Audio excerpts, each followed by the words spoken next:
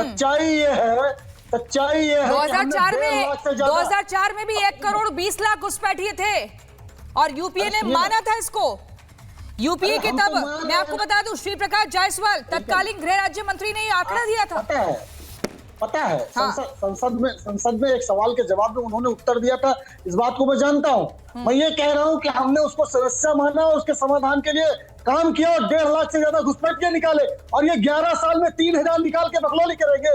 अभी ये कह रहे हैं कि एनआरसी में आप साथ आ जाइए। हम 3 कृषि कानून में आपके साथ थे ना, आपने लागू कर दिया। आप वक्फ बोर्ड का बिल लेके हम आपके साथ थे, आपने लागू कर दिया। कृषि कानून के साथ थे वो लागू कर। अरे इनको बेशर्म को कृषि कानून के साथ थे। प्रियंका कौन सी दुनिया में कहां से पकड़ के लाए इसको कहां से पकड़ के लाए? अनुराग जी साथ में थे कृषि कानून में, अनुराग जी साथ में थे कृषि कानून में। कहां से कौन से जू से पकड़ के लाए? संदीप जी को कौन से जू से पकड़ के लाए? मर्यादा प्लीज रखिए। ये विपक्ष की ताकत है। विपक्ष जू से पकड़ के लेकर आ गए। संदीप जी को जू से पकड़ के लाया। हिंद कर रहा है, गजवा हिंद कर रहा है भाजपा में जाके। तो मैं ये कह रहा हूँ प्रियंका जी, ठीक है प्रियंका जी, हाँ प्रियंका जी, 2 विषय। अगर आप काम करना चाहते हो तो काम करके दिखाइए। आप हमारे साथ का इंतजार कर रहे हो, बहुत सारे काम तो आप कर रहे हो, कर ले रहे हो और यहाँ तो हमारा साथ चाहिए। दूसरी बात, आरएसएस के जो आज प्रमुख है उन्होंने 2-3 बातें कही। मैं सिर्फ इतना भारतीय जनता पार्टी के साथी से पूछना चाहता हूँ, आरएसएस का कोई है नहीं। आपका मनुवाद का स्टैंड बंच ऑफ थॉट में क्या था? आप ये कहते थे कि हम मनुवाद से चलेंगे, संविधान से नहीं। आपके ही गोलकर जी कहते थे। मुमताज आलम रिजवी, ठीक है, दोगले हो, मुमताज आलम रिजवी, दोगली राजनीति करते हो। जी आज बताइए, मोहन भागवत का भाषण सुना, सबसे अच्छी बात कौन सी लगी? वो तो कह रहे हैं हमें मुसलमानों से कोई दिक्कत नहीं है। बार बार ये कहा जाता है कि बीजेपी को मुसलमान से दिक्कत है या मुसलमान विरोधी पार्टी है या एक विचारधारा एकदम विपरीत है। वो कह रहे हैं हमें कोई दिक्कत नहीं है, आप भारत में रह रहे हैं, आप बोलिए कि हम हिंदुस्तानी हैं और आप हिंदू हैं, हमें कोई दिक्कत नहीं, रोजगार मिलेगा मुसलमानों को भी। कौन सी बात सबसे ज्यादा अच्छी लगी? अब तो मुझे लगता है कोई दिक्कत होनी नहीं चाहिए। नहीं, हमें दिक्कत नहीं है। बहुत बहुत शुक्रिया आपका, हमें कोई दिक्कत नहीं है। दिक्कत आसाम के सीएम को है, जब वो हिमंता बिस्वा शर्मा को। जी क्या दिक्कत है? दिक्कत है। आपने देखा नहीं वो वीडियो जो क्लिप चल रही है जिसमें वो बंदूक उठाए हुए हैं और किसको निशाना लगा रहे हैं? कौन है वो? आपने देखा नहीं? तो दिक्कत उनको है। दूसरी चीज, दिक्कत तो शहजाद पूना वालों को होना चाहिए जो बेरोजगार हैं। आप कह रहे हैं ना रोजगार मिले, तो मेरे हिसाब से तो वो बेरोजगार हैं, क्योंकि 72 मिनिस्टर बनाए गए और किसी एक मुसलमानों पे उन्होंने एतमाद नहीं किया कि एक को तो कम से कम वजीर बना देते, एक को तो रोजगार देते थे मंत्रिमंडल में, लेकिन उन्होंने विश्वास नहीं किया, यकीन नहीं किया। और दूसरी चीज देखिए, हलवा हलवा कहने से मुंह मीठा हो तो हम रोज हलवा खिलाएं। सवाल ये है कि उसके लिए कुछ करके तो दिखाओ। आपको प्रेम है लेकिन एतमाद नहीं है।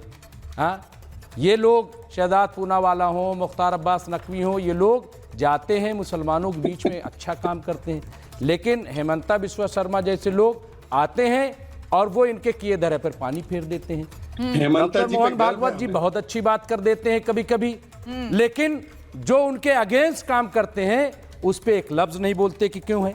मैं इनसे पूछना चाहता हूं, अभी ये बार बार कह रहे थे भाई घुसपैठिए के लिए मुसलमान जिम्मेदार है क्या? हाँ। अगर आप निकाल रहे हो, आप ये बताओ एसआईआर से कोई घुसपैठिए निकलता है क्या? क्यों देश को बेवकूफ बना रहे हो? हाँ, और एनआरसी की जहां तक बात है, आसाम कितनी बार गए? कैसे नहीं पता लगेगा ना? नहीं, एसआईआर पता लगेगा ना? क्या पता लगेगा? उसका आईडी चेक होगा, डॉक्यूमेंट्स चेक होंगे। नहीं, उससे तो और कौन सी प्रक्रिया है? नहीं, क्या होगा उससे? नहीं तो आप एनआरसी क्या है? काम कीजिए मुमताज जी, क्या है? एक काम कीजिए, फिर एनआरसी कीजिए, मुझे बात हो जाने नहीं बता आप ही बताइए ना, आप बताइए। अरे गदाधारी महाराज नहीं, जब बात की जाती है गदाधारी महाराज की इसीलिए जरूरत है, जब बात की जाती है कि यहाँ से निकालना है, जब सीए कानून की बात आती है, एसआईआर की बात आती है, तो फिर आप लोग क्या शुरू करते हैं? फिर आप लोग रोडों पर नाचना शुरू कर देते हैं। नहीं साहब, सिर्फ अरे भाई के खिलाफ, अरे भाई इससे निकालोगे, मुसलमानों के लिए हो रहा है। एक तरफ वहाँ पे सीएम जो है बंदूक लिए हुए, आप गदा लिए हुए,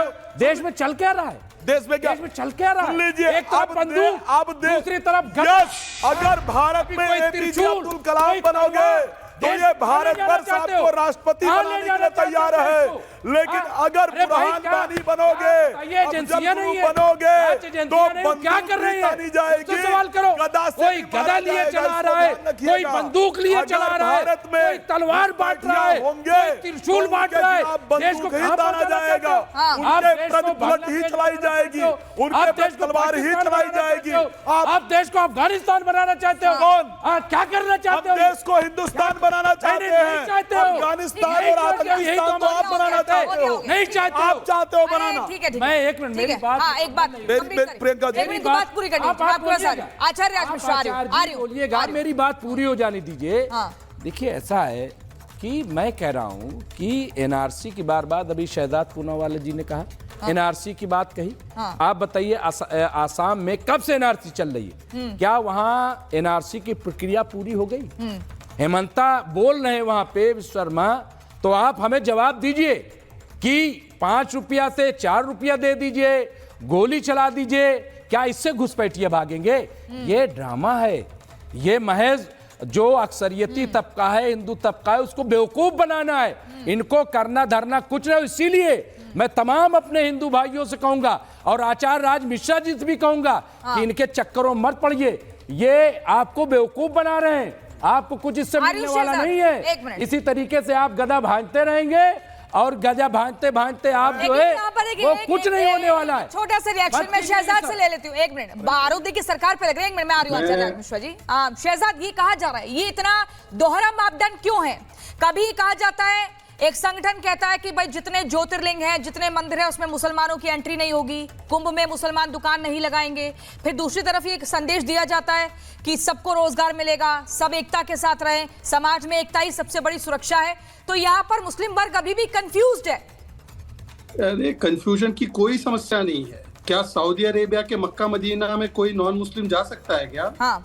नहीं जा सकता ना। पर कुंभ मेले में तो कई विदेशी भी है और किसी ने धर्मांतरण नहीं कराया उनका। हाँ। सुन लो मुमताज जी, सुनो। महाकुंभ में कितने सारे लोग आए जो विदेशी थे, उनका किसी ने धर्मांतरण नहीं कराने का प्रयास किया।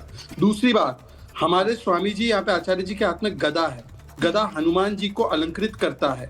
हनुमान जी के इस अस्त्र को जो आज यहाँ पर मुमताज जी ने बोला है कि इससे अफगानिस्तान बन जाएगा, मैं घोर आपत्ति करता हूँ कि एक हनुमान जी के इस प्रकार के जो हाथों में अलंकृत करने वाले इस अस्त्र को जिस प्रकार से अपमानित किया जा रहा है, ये संदीप त्रिपाठी चुप है, ये अनुराग भदौरिया चुप है, कोई अपमान नहीं किया। जाकर किस प्रकार से गदा स्टूडियो में जो लेकर के आए हैं वो अपमान कर रहे हैं। आचार्य, ठीक है शहजाद, जरूरत नहीं शहजाद, ठीक है आचार्य, ये बता दें जरूरत है गदा के साथ क्यों आए? कोई यहाँ पे गदा के साथ क्यों आए? जरूरत है, पाठ है क्या है?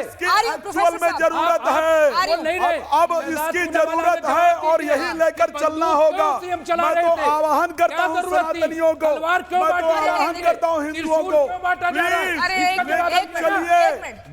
चलिए अपने आप रखिए, नहीं तो ये कब पत्थर बरसाना शुरू कर दें, भरोसा नहीं होता। आवाज नीचे करो, आवाज नीचे करो, आवाज नीचे।